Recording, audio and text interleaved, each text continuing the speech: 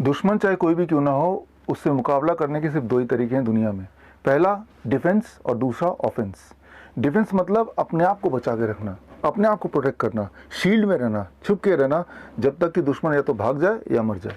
और दूसरा है ऑफेंस, यानी कि पहला अटैक आपकी तरफ से। आज का दुश्मन हमारा है कोरोना वायरस, और इधर भी दो स्ट्रैटेजीज हैं, एक है डिफेंस और एक है ऑफेंस। दुनिया में 90% लोग, 90% देश पहला स्ट्रैटेजी पे हैं, दैट इज़ डिफेंस, यानी कि लॉकडाउन। लॉकडाउन करके हम क्या अचीव कर रहे हैं? कोरोना वायरस से हम अपने आप को बचा रहे हैं, शील्ड कर रहे हैं, ताकि वो हम पे अटैक ही ना कर पाए। ये बोल सकते हैं हम डिफेंस। हम तब तक छुप के रहेंगे जब तक कोरोना वायरस या तो भाग जाए या मर जाए। जबकि आज दुनिया में 10% देश ऐसे हैं, टोटल एटलीस्ट 21 देश, जिसमें जहाँ पे कोरोना वायरस सेम टाइम पे आया, लेकिन उन्होंने पहले की जगह दूसरी स्ट्रेटेजी को अपनाना ठीक समझा, यानी कि ऑफेंस, अटैक करने की स्ट्रेटेजी। मेडिकल भाषा में इसे बोलेंगे हर्ड इम्यूनिटी। हर्ड इम्यूनिटी क्या है, ये अगर आपको जानना है तो आप स्क्रीन पे दिए हुए लिंक में जाके मेरा वीडियो देखिए, या फिर आप गल्फ न्यूज़ के लिंक में जाके, स्क्रीन पे दिए हुए लिंक में जाके 9 अप्रैल में मेरा एक इंटरव्यू आया था, उसमें भी हर्ड इम्यूनिटी को अच्छी तरह कवर किया था। गल्फ न्यूज़ दुनिया का एक बहुत बड़ा अखबार है, गल्फ के कंट्रीज़ में यही अखबार चलता है। तो दो तरीके हैं लड़ने के कोरोना वायरस से, एक है लॉकडाउन, एक है नो लॉकडाउन। लॉकडाउन से हमने अभी क्या अचीव किया, वो आपके पास पूरे के पूरे आंकड़े हैं, चाहे वो स्पेन हो, इटली हो, यूएस हो, यूके हो, इंडिया हो, चाइना हो। इन सारे देशों ने लॉकडाउन का तरीका अपनाया कि हम डिफेंस से कोरोना वायरस से जीतेंगे, यानी कि हम अपने आप को लॉक कर लेंगे, बंद कर लेंगे। कोरोना वायरस बाहर खड़ा रहेगा, थक जाएगा, मर जाएगा, भाग जाएगा, और फिर ही हम बाहर निकलेंगे। तो इस स्ट्रेटजी से क्या फ़ायदा हुआ, कितने लोग पीड़ित हुए, कितने लोग मरे, ये आंकड़े मुझे आपको देने की आवश्यकता नहीं, बिकॉज ये आंकड़े टीवी पे रियल टाइम में आ रहा है, कई बार बताया जा रहा है, तो आपको सब जुबानी याद भी होगा। लेकिन दुनिया में करीब 21 देश हैं जहां पे कोरोना वायरस आने के बावजूद भी कोई लॉकडाउन नहीं हुआ। उन देशों के आंकड़े क्या है, इनमें से कोई भी फिगर शायद आप तक पहुंचाई नहीं गई, तो हमें यहाँ बात करनी पड़ेगी। सो आप स्क्रीन पे देखिए, ये 21 देशों के नाम हैं, और आप देख के चौंक जाएंगे कि यहाँ पे अधिकतर देशों में लॉकडाउन ना होने के बाद, यानी कि ऑफेंस का सिस्टम, हर्ड इम्यूनिटी का स्ट्रैटेजी अपनाने के बाद, अधिकतर देशों में कोरोना वायरस से जो डेथ है वो डबल डिजिट तक भी नहीं पहुंचा, बल्कि कुछ देशों में तो कोरोना वायरस से डेथ का खाता खुला भी नहीं। अगर इस पूरे लिस्ट को आप ध्यान से देखें, जहाँ जहाँ लॉकडाउन नहीं हुआ है, तो आप पाएंगे सिर्फ दो ही देश, एक जापान और एक स्वीडन, जहाँ पे 3 डिजिट तक भी कोरोना डेथ पहुँच चुका है। तो ये दो देश जहाँ पे लॉकडाउन नहीं हुआ है, ये दो देश जिन्होंने हर्ड इम्यूनिटी वाली स्ट्रेटेजी अपनाई है, तो यहाँ पे इतनी मौतें क्यों हुई, ये जानने के लिए मैंने थोड़ा इन्वेस्टिगेट किया। और इस इन्वेस्टिगेशन को समझने के लिए आपको एक बात समझना होगा कि कोरोना वायरस बॉडी में आएगा तो एक बीमारी हो जाती है जिसका नाम दिया गया कोविड-19। कोविड-19 कुछ भी नहीं है, वो सिंपल एक इन्फ्लुएंजा बोल सकते हैं। It is called influenza like illness की कैटेगरी में रखा गया है, जिस कैटेगरी में H1N1 भी है। हर साल, सालों साल, हर कंट्री में इन्फ्लुएंजा लाइक इलनेस से हज़ारों की तादाद में लोग मरते ही हैं। जापान में भी मरते हैं, भारत में भी मरते हैं, यूएस में भी मरते हैं। सो मैंने जापान के पिछले 6 साल के इन्फ्लुएंजा लाइक इलनेस से कितनी मौतें हर साल हुई हैं, पिछले 6 साल 2014-15 इन्फ्लुएंजा सीज़न में, इन्फ्लुएंजा सीज़न होता है नवंबर से लेके अप्रैल तक का, और 15-16, 16-17, 17-18, 18-19 और 19 से लेके 20 तक के बीच में, यानी कि अप्रैल तक में, अप्रैल 10 तक कितनी मौतें हुई हैं इन्फ्लुएंजा लाइक इलनेस से, ये मैंने थोड़ा जानने की कोशिश की। आपके स्क्रीन के सामने सारे आंकड़े हैं ग्राफ के फॉर्म में। इसमें जो डॉटेड आप देख रहे हैं वो है पिछले 5 साल के आंकड़े, और जो सॉलिड लाइन में देख रहे हैं वो है इस साल के आंकड़े। बिल्कुल क्लियर है कि इस साल इन्फ्लुएंजा लाइक इलनेस से लोगों की मौत पिछले 5 साल के कंपैरिजन में बहुत कम हुए हैं। यह है जापान की स्टोरी। अब बात करते हैं स्वीडन। स्वीडन का भी मैंने टोटल मोर्टेलिटी देखा फॉर लास्ट 3 ईयर्स। आपके स्क्रीन में दिया हुआ है लास्ट 3 ईयर्स के टोटल मोर्टेलिटी ऑफ स्वीडन। आप देखेंगे पिछले साल ओवरऑल मोर्टेलिटी, या उससे पिछले साल या उससे पिछले साल ओवरऑल मोर्टेलिटी लगभग उतनी रही है या उससे ज़्यादा रही है in comparison to the overall mortality now. तो मैं ये बोलना चाह रहा हूँ कि चाहे स्वीडन और जापान के आंकड़े 3 डिजिट में गए हैं, लेकिन अगर हम प्रीवियस ईयर से कंपेयर करें तो वहाँ भी स्थिति पहले से बेटर है। बोलने का मतलब ये है कि जिन 10% देशों ने, यानी कि वो 21 देशों ने नो लॉकडाउन का स्ट्रेटजी अपनाया, यानी कि हर्ड इम्यूनिटी पे विश्वास किया, उन देशों में स्थिति काफ़ी ज़्यादा अच्छी है in comparison to the countries जहाँ पे लॉकडाउन का स्ट्रेटजी अपनाया गया कोरोना वायरस से लड़ने के लिए, जीतने के लिए या अपने आप को बचाने के लिए। अब यहाँ पे एक सवाल मैं आपसे पूछता हूँ कि ये जो 21 देश है, ये जो इनकी कोरोना वायरस पे जीत है, इनकी कहानी मीडिया में क्यों नहीं है? इसका जवाब ढूंढने की मैंने कोशिश की। मैं एक कहानी सुनाता हूँ आपको। इमेजिन कीजिए कि हर साल आम का सीज़न आता है और इस साल भी आम का सीज़न आया, और हर साल की तरह इस साल भी लोग आम के पेड़ में चढ़ते हैं और चढ़ के आम तोड़ के खाने की कोशिश करते हैं। लेकिन चढ़ते हुए कुछ लोग गिरते हैं और गिर के उनकी मौत हो जाती है पेड़ से गिर के, और तब एडमिनिस्ट्रेशन हरकत में आती है और वो ऐलान कर देती है कि इस बार न जाने किस तरह के आम आए हैं कि लोग आम खाने जाते हैं तो वो शायद मर भी जाते हैं या मर भी सकते हैं। यानी कि सबको चेतावनी दी गई कि सब अपने अपने घर में बंद हो जाओ, आम खाने कोई नहीं जाएगा, और जब तक आम का सीज़न ना चला जाए आप लोग घर में ही रहेंगे। आपको भूख लगी, आपको आम खाना है, लेकिन आप खाने जा नहीं सकते। एडमिनिस्ट्रेशन ने बोला चिंता मत कीजिए, हम आपके लिए आम इकट्ठा करेंगे। एडमिनिस्ट्रेशन ने आम लिया, आम लेके वो बोतल में भरने लगे, और बोतल में भर के अब बोल रहे हैं कि ये रहा आम, ये आप खाइए, जब खाना चाहें खाइए। हालांकि बोले तो ये आम है या आम का जूस है, लेकिन ध्यान से देखें तो इसमें बहुत सारे केमिकल्स हैं जो कि बहुत डेडली है। एक तरफ भगवान का दिया हुआ आम है और एक तरफ इंसान का दिया हुआ आम है। जाहिर सी बात है इंसान का दिया हुआ आम भगवान के दिए हुए आम की बराबरी कभी नहीं कर सकता। वो कहने को आम बोल सकते हैं, 100% नेचुरल लिखा रह सकता है, लेकिन वो भगवान के दिए हुए आम से बराबर नहीं हो सकता। अब इसको आज के कॉन्टेक्स्ट में बात करते हैं, जिसे हम बोलते हैं वैक्सीनेशन। वो जो 21 देश है उनकी हर्ड इम्यूनिटी या कम्युनिटी इम्यूनिटी डेवलप हो गई है, यानी कि उन 21 देश को ना तो दवाइयों की ज़रूरत है कोरोना वायरस के अगेंस्ट, ना ही उनको किसी तरह की वैक्सीन की आवश्यकता है कोरोना वायरस के अगेंस्ट। अब वैक्सीन क्या होता है समझिए। मैं एक उदाहरण लेता हूँ। मान लीजिए कोरोना वायरस है, और ये वायरस जब आपके बॉडी में जाता है तो एक बात याद रखिए, सारे लोग बीमार नहीं पड़ते। आंकड़े कहते हैं 80% लोग बीमार ही नहीं पड़ेंगे कोरोना वायरस की वजह से, यानी कि उनको पता तक नहीं होगा कि उनके बॉडी में they are the carrier of corona virus, they will not know. सिर्फ 20% लोग बीमार पड़ते हैं, उनमें से भी 10% लोगों को टेम्परेचर होता है और 10% को सिर्फ खांसी होती है। जिनको खांसी होती है वो 3-4 दिन में या 5-7 दिन में वैसे ही ठीक हो जाते हैं, और जिनको बुखार भी होता है उनमें से अगर 1000 लोगों को बुखार हुआ तो उन 1000 में से सिर्फ एक की मौत होगी और बाकी 999 लोग ठीक हो जाएंगे। बोलने का मतलब है जब कोरोना वायरस आपके बॉडी में जाएगा किसी भी तरीके से, नाक से, मुंह से या कोई भी और तरीके से, तब आप में से अधिकतर लोगों को, एज मेनी एज 80% लोगों को कुछ पता भी नहीं चलेगा, और थोड़े से लोगों को पता चलेगा भी तो वो कुछ दिनों में ठीक हो ही जाएंगे, ज़्यादातर लोग ठीक हो जाएंगे। लेकिन एक फ़ायदा ये हो जाता है कि अब आपका बॉडी को ये कोरोना वायरस का पता चल जाता है, तो बॉडी इसके अगेंस्ट इम्यूनिटी डेवलप करती है, एंटीबॉडी डेवलप करती है, ताकि भविष्य में जब कोरोना वायरस दोबारा आएगा तो आपकी बॉडी बेहतर स्थिति में होगी इस कोरोना वायरस से लड़ने के लिए। इसे आप बोल सकते हैं आपकी बॉडी की अपनी इम्यूनिटी, नेचुरल इम्यूनाइजेशन। यही चीज़ अचीव करना चाहता है pharma company through vaccine. Pharma company आपको ये समझाना चाहता है, देखो भाई घर में बंद हो जाओ, बाहर वायरस है वो आपको मार देगा। लेकिन हम आपका इंतज़ाम करेंगे, तो इस वायरस का एक टुकड़ा लेते हैं, एक प्रोटीन लेते हैं, लेके एक बोतल में बंद कर देते हैं, बोतल में बंद करके बोलते हैं कि इसके अंदर वो वायरस है, ये आपकी बॉडी में हम डालेंगे, और इसके बाद आपका बॉडी इस वायरस से लड़ना सीख जाएगा, एंटीबॉडी बनाएगा, ताकि आप इस वायरस से प्रोटेक्टेड रहे। लेकिन फार्मा कंपनी का ये जो वैक्सीन है वो 21 देश तो नहीं खरीदने वाले, क्योंकि उन 21 देशों की हर्ड इम्यूनिटी ऑलरेडी डेवलप हो चुकी है, और अगर इससे मौतें होती तो उन 21 देशों में हाहाकार मच चुका होता, हज़ारों लाखों की संख्या में लोग मर चुके होते, जो कि ऐसा हुआ नहीं, बल्कि ये हुआ उन्हीं देशों में जहाँ पे लॉकडाउन का स्थिति की स्ट्रैटेजी अपनाई गई। अब हम भारत की बात करते हैं। भारत में इस वक्त लॉकडाउन चल रहा है और करीब 25 मार्च से लॉकडाउन चल रहा है। थोड़ा पीछे चलते हैं स्थिति को समझने के लिए, हम जनवरी महीने में चलते हैं।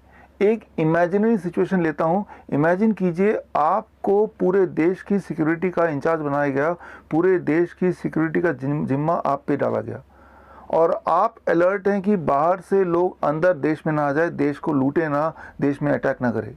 और आपके जासूस पूरे दुनिया में फैले हुए हैं और आप पूरे देश के सिक्योरिटी इंचार्ज हैं और आपके जासूस आपको खबर देते हैं कि देश में अलग अलग जगह से, दुनिया के अलग भाग से स्मगलर एंटर करने वाले हैं और स्मगलर एंटर कर जाएंगे तो देश को खा जाएंगे।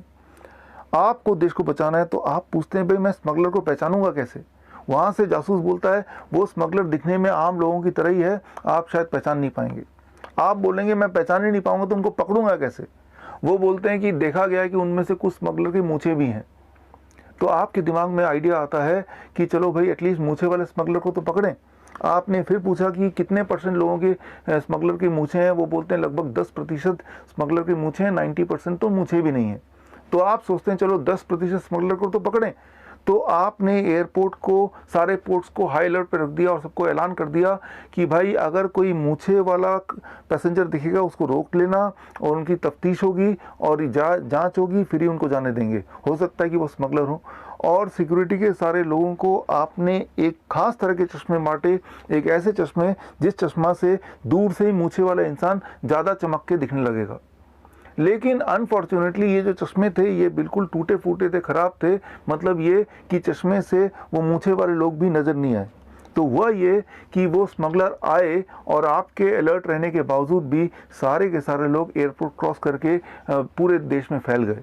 यानी कि पूरे देश में वो जिस काम के लिए आए वो काम करना शुरू कर दिया, देश में लूटपाट मचाना शुरू कर दिया। अब इस उदाहरण को आप आज के कॉन्टेक्स्ट में रख के देखिए। यहाँ जो मैं स्मगलर की बात कर रहा हूँ, इमेजिन कीजिए वो कोरोना वायरस के वो कैरियर हैं, पेशेंट नहीं, कैरियर, राइट। मैंने आपको बताया था कि 80% लोग तो पेशेंट नहीं होते, they are just a carrier. उनको खुद भी नहीं पता होता कि उनके बॉडी में कोरोना वायरस है। और ये जो चश्मा है ये है थर्मल स्कैनर, यानी कि थर्मल 10% लोगों की ही टेम्परेचर बढ़ेगी। तो वो 10% लोगों को पकड़ने के लिए आपने ध्यान दिया होगा, जनवरी के लास्ट वीक से थर्मल स्कैनर लगा दिए गए सारे एयरपोर्ट में। और जब यात्री आते विदेश से स्पेशली, तो उनकी थर्मल स्कैनिंग की जाती, उनका टेम्परेचर नापा जाता, तभी उनको जाने दिया जाता। अब ये जो थर्मल स्कैनर है इसमें भी कुछ गड़बड़ है, और वो गड़बड़ क्या है इसको समझने के लिए thermal scanner expert Ashutosh Mittal, जिनकी अपनी कंपनी है गिप्सम जो थर्मल स्कैनर बनाती है, देखिए वो क्या कहते हैं एयरपोर्ट में उस वक्त जो थर्मल स्कैनर यूज़ किया गया था उसके बारे में। तो जी ये थर्मोमीटर आपके कंपनी का मेरे पास है, मेरे हाथ में है।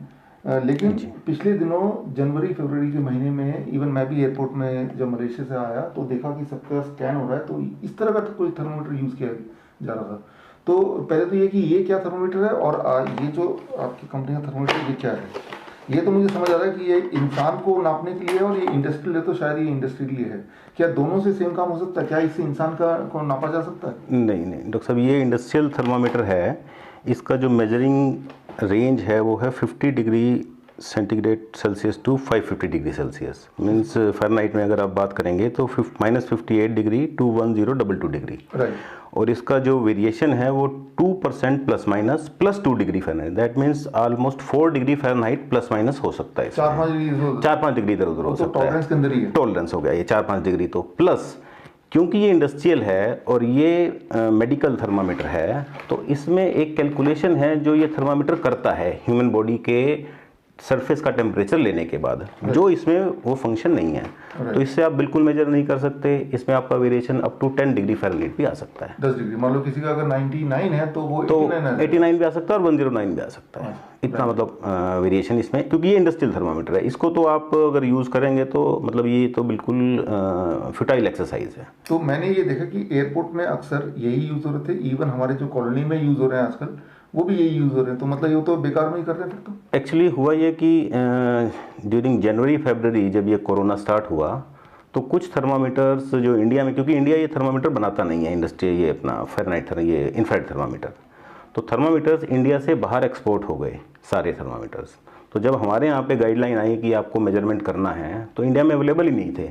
इंडिया में अवेलेबल थे इंडस्ट्रियल थर्मामीटर, तो लोगों को इतना नॉलेज भी नहीं था, तो लोगों ने ये यूज़ किया इंडस्ट्रियल थर्मामीटर, जबकि इससे आप नहीं मेजर कर सकते बॉडी टेम्परेचर। इसका मतलब ये है कि जनवरी महीने में, फरवरी में, इवन मार्च महीने में भी जो लोग एयरपोर्ट से बाहर से लोग आ रहे थे और स्कैनिंग के नाम पे जो ये थर्मोमीटर यूज हो रहा था, यानी कि वो पूरा का पूरा एक्सरसाइज इज फ्यूटाइल। जो इससे स्कैन हुआ है वो सारी एक्सरसाइज फ्यूटाइल है। कुछ थर्मामीटर यहाँ से जिनके पास मेडिकल होगा वो तो ठीक है, लेकिन मेडिकल में भी एक इशू ये था कि इसकी जो मेजरिंग डिस्टेंस है थर्मामीटर का, वो इस पर मैंशन है 1 to 5 सेंटीमीटर। ये अलग अलग मैन्युफैक्चरर का अलग अलग रहता है, लेकिन ये है 1 to 5 सेंटीमीटर। दैट मीन्स आपको इतनी नज़दीक से इसको मेजर करना है। जो हमने देखा न्यूज़ में या वीडियोज़ में वो था कि वो इतना दूर से भी कर रहे हैं। तो इतना दूर से अगर आप करोगे तो इसका मेजरमेंट सही नहीं आ सकता, क्योंकि इसका डिस्टेंस ही 1 to 5 सेंटीमीटर है। मतलब ये कि आप सब लोग अगर देखते हैं कि जब आपका भी टेम्परेचर मेजर होगा तो नॉर्मली इफ यू रिमेंबर कि कुछ दूरी से होगा। हाँ जी, हाँ जी। दूरी से जो भी ये नंबर आएगा that is not the right picture. हाँ, कुछ कम ही आएगा, कुछ कम ही आएगा। हाँ, यानी कि दैट इज अगेन फ्यूटाइल। तो अगर ये यूज करेंगे तो ये फ्यूटाइल था ही था, और अगर ये यूज कर रहे हैं और दूर से कर रहे हैं, दूर से मतलब इतना पास से करना, हाँ, 1 to 5 सेंटीमीटर। 1 to 5 सेंटीमीटर, तो लगभग यहाँ तक। हाँ हाँ हाँ। और यहाँ तक तो मैंने देखा नहीं करते हुए। हाँ, नहीं, वो काफ़ी हमने जो वीडियोज़ में वो देखा वो इतनी दूर से करते हैं, तो उसमें आपको डिफरेंस आएगा। आपने अभी सुना वो थर्मल स्कैनर की जो स्ट्रेटजी थी कोरोना पेशेंट को रोकने के लिए, वो पूरी तरह फेल हो गई। मतलब ये लॉकडाउन लगने से पहले ही जनवरी महीने में, फरवरी महीने में, इवन मार्च महीने के अंत तक लगातार पूरे दुनिया से कोरोना के कैरियर आते रहे और पूरे देश में फैलते रहे। यानी कि जितना वो फैल सकते हैं वो फैल गए। हालांकि हम अलर्ट रहे, उसके बावजूद भी वो अच्छा खासा फैल चुके थे।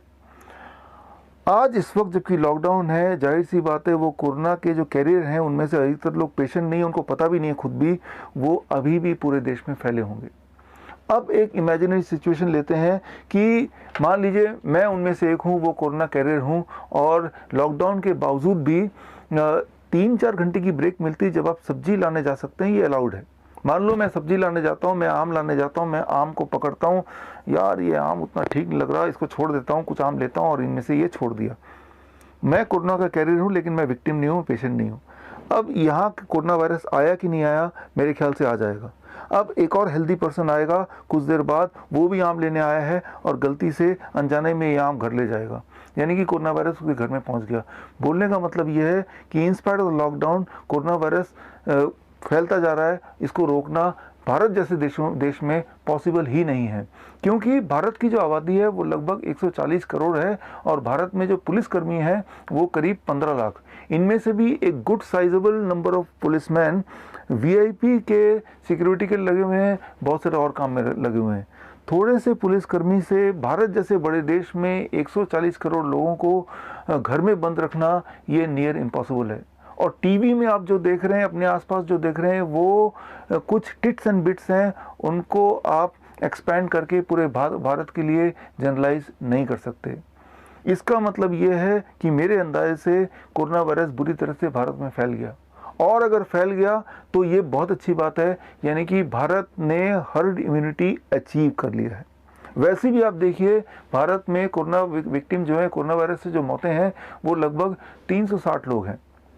140 करोड़ की आबादी में 360 या 370 बहुत ही कम नंबर माना जाएगा, वेरी लेस। और ये जो 360 मौतें हैं ये कोरोना वायरस से है कि नहीं, ये भी एक क्वेश्चनेबल चीज़ है, क्योंकि मैंने आपको बताया, मैंने अपने पिछले वीडियो में बताया था कि कोरोना वायरस को टेस्टिंग करने का जो RC PCR टेस्ट है वो अपने आप में क्वेश्चनेबल एक टेस्ट है, उसके ऊपर हम रिलाई नहीं कर सकते, पहली बात। और दूसरी बात मैंने आपको ये भी बताया कि इसका जो इलाज है क्वारंटाइन में रखने के बाद, वो इलाज में जो दवाइयाँ देते हैं वो दवाइयाँ ही कई बार डेथ की कॉज बन सकती है, एटलीस्ट एविडेंस तो यही कहते हैं। तो पहली बात तो अगर सारे के सारे पेशेंट कोरोना वायरस से ही मरे तब भी वो 360 का नंबर है, और सच्चाई तो ये है कि ये बोल नहीं सकते वो कोरोना वायरस से मरे हैं या उसके ट्रीटमेंट से मरे हैं, वो कोरोना वायरस के पेशेंट थे भी कि नहीं, या जब वो आए एडमिट हुए तब उनकी बॉडी में कई सारे और बीमारियां भी थी, क्या पता वो किस बीमारी से मरे। लेकिन overall numbers are very less. So India has achieved already herd immunity, इसलिए हमें उतना चिंतन या चिंता की बात नहीं है, हमें उतना चिंतन करने की आवश्यकता नहीं, कम से कम इस डायरेक्शन में कि हम कोरोना से बीमार पड़ेंगे, क्योंकि वैसे भी कोरोना का जो फैलने की शक्ति है वो 2.2 है और उसका जो मोर्टलिटी रेट है वो 0.1 है, which is like any flu.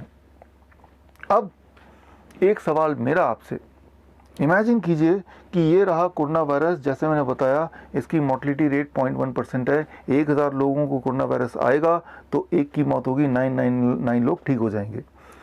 और इसके फैलने की शक्ति 2.2 यानी कि 1 से 2 या 3 लोगों तक ही पहुंच सकता है। इमेजिन कीजिए एक ऐसी परिस्थिति आ जाए हमारे देश में या विश्व में कहीं भी, जहां पे इस कोरोना वायरस से भी कई गुना ज़्यादा खतरनाक वायरस या बैक्टीरिया आ जाए। एक ऐसा इन्फेक्शियस एजेंट जिसके फैलने की शक्ति लगभग 10 है, मतलब 1 से 10 लोगों को फैलेगी, कोरोना वायरस से 5 गुना ज़्यादा ताकतवर, और इसके मोर्टलिटी रेट कोरोना वायरस से करीब 20 गुना ज़्यादा। लगभग एक ऐसा वायरस जो पूरे साल में 5 लाख लोगों को मारता हो या हर मिनट में एक इंसान को मारता हो। अगर ऐसा कोई वायरस या बैक्टीरिया हमारे देश में आ जाए तो हमें क्या करना चाहिए? आप बोलेंगे, जब इसके लिए क्वारंटाइन हो गया, जब इसके लिए लॉकडाउन हो गया, तो जाहिर सी बात है अगर ऐसा कोई वायरस आ जाए तो हमें अपने आप को घर में बंद कर लेना चाहिए, लॉकडाउन करना चाहिए, जब तक कि ये वायरस पे काबू ना पा लिया जाए, ये वायरस मर ना जाए या भाग ना जाए। मैं आपको बताना चाहूँगा, ये जो वायरस या ये जो बैक्टीरिया है, एक्चुअली ये एक बैक्टीरिया है और इसका नाम है, बीमारी का नाम है ट्यूबरक्लोसिस। बहुत दुख के साथ मुझे बताना पड़ रहा है, हर साल भारत देश में करीब 4 से 5 लाख लोग ट्यूबरक्लोसिस से मरते हैं, यानी कि ऑलमोस्ट हर मिनट एक आदमी की डेथ होती है। अभी तक जब से आप मेरा वीडियो सुन रहे हैं या देख रहे हैं, तब से लगभग अब तक 10 लोगों की मृत्यु हो चुकी है ट्यूबरक्लोसिस से। तो मेरा आपसे सवाल यहाँ पे, इसका जवाब आप ढूंढेंगे, मुझे तो नहीं मिला। जिस तरह से कोरोना वायरस से एक भी पेशेंट की मौत होती है तो टीवी में बड़ा बड़ा आया जाता है, देखो एक और पेशेंट मर गए कोरोना वायरस से, तो ठीक उसी तरह से ट्यूबरक्लोसिस से हर दिन 1000 नए लोग मरते हैं, तो तब भी टीवी में बताना चाहिए या नहीं चाहिए? देखिए 1000 और लोग आज ट्यूबरक्लोसिस से मर गए, अब 1001 लोग मर गए, 2 लोग मर गए, अब 5 लाख का फिगर पहुंचने वाला है, अब 5 लाख का फिगर पहुंच ही गया है। ट्यूबरक्लोसिस के लिए क्यों नहीं बताया जाता है? ये सवाल का जवाब मैं नहीं दूंगा, ये सवाल का जवाब आप कमेंट में दीजिए, क्या कारण हो सकता है। अब मेरा दूसरा सवाल आपसे, जब भी कोई भी पेशेंट में कोरोना वायरस पाया जाता है तो उसे इमीडिएटली क्वारंटाइन करते हैं और उसमें एलोपैथिक इलाज चालू कर देते हैं। और मैं आपको बता दूं, एलोपैथिक इलाज में जो HIV की दवाई देते हैं या रेमडेसिविर, जो कि एक्सपेरिमेंटल ड्रग है, आज तक किसी भी बीमारी के लिए उसको कभी भी अप्रूव नहीं किया गया, वो दवाई देते हैं। या एंटी मलेरियन ड्रग, पिछले 40 साल में ये देखा गया है, ये हार्ट बीट को एबनॉर्मली हाई कर देता है, resulting in sudden cardiac death. तो ये क्लियर है, इसका एविडेंस है कि इस दवाई से हार्ट अटैक आ सकता है, कार्डियक अरेस्ट हो सकता है, किसी की मौत हो सकती है, जबकि इसका कोई एविडेंस नहीं है कि इस दवाई से कोरोना वायरस के पेशेंट ठीक हो सकते हैं। उसके बावजूद भी ये सारे एक्सपेरिमेंटल ड्रग लगातार दिए जा रहे हैं हमारे देश में ऑन वन साइड, और दूसरी तरफ आयुर्वेद को, होम्योपैथ को इन पेशेंट से अलग किया जा रहा है। आयुर्वेद और होम्योपैथ भी हमारे देश की पद्धति है और ये भी लीगल है, लेकिन इन डॉक्टरों को कोरोना पेशेंट को ट्रीट करने दिया ही नहीं जा रहा है, कोरोना पेशेंट से दूर रखा जा रहा है। हालांकि प्रिवेंशन के लिए आयुर्वेद का कहीं कहीं यूज़ कर रहे हैं, लेकिन प्रिवेंशन की मैं बात ही नहीं कर रहा हूँ। आज अगर किसी भी इंसान के अंदर कोरोना वायरस का बीमारी आती है, क्या उस इंसान के पास ये अपॉर्चुनिटी है या आज़ादी है कि मैं अपना इलाज एलोपैथी से कराऊं, मैं अपना इलाज आयुर्वेद से कराऊं, मैं अपना इलाज होम्योपैथी से कराऊं, या मैं अपना इलाज यूनानी से कराऊं, या मैं अपना इलाज नेचुरोपैथी से कराऊं? क्या उसके पास ये आज़ादी है?